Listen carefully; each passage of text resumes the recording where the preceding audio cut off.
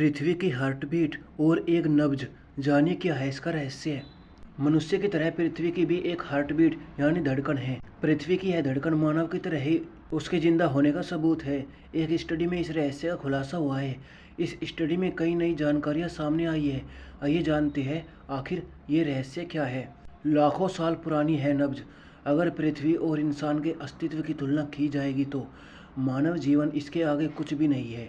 पृथ्वी की भी एक जिंदगी है और एक दिमाग है जो एक प्रकृति है और ये उसी के मुताबिक बर्ताव भी करती है।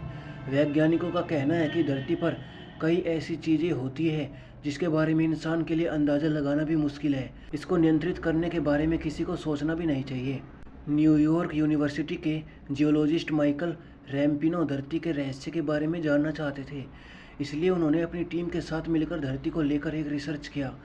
इस रिसर्च में हैरान करने वाली जानकारी सामने आई है। इस रिसर्च में खुलासा हुआ है कि पृथ्वी की अपनी एक हार्टबीट और नब्ज भी है जो 27.5 मिलियन साल की हो चुकी है। इस स्टडी में पता चला है कि अगली बार धरती का दिल करीब 2 करोड़ साल बाद धड़केगा। इसका मतलब यह हुआ कि 2 करोड़ साल के बाद धरती पर फिर प्रलय आएगी। माइकल बताते हैं कि पृथ्वी पर घटने वाली छोटी मोटी प्राकृतिक घटनाएं कोई आपदा नहीं है। बड़ी आपदा उस समय आएगी जब धरती का दिल धड़केगा। जानिए कब आएगी प्रलय। माइकल का कहना है कि आंकड़ों के मुताबिक यह एक सामान्य भूगर्भीय प्रक्रिया है जो अचानक घटती है।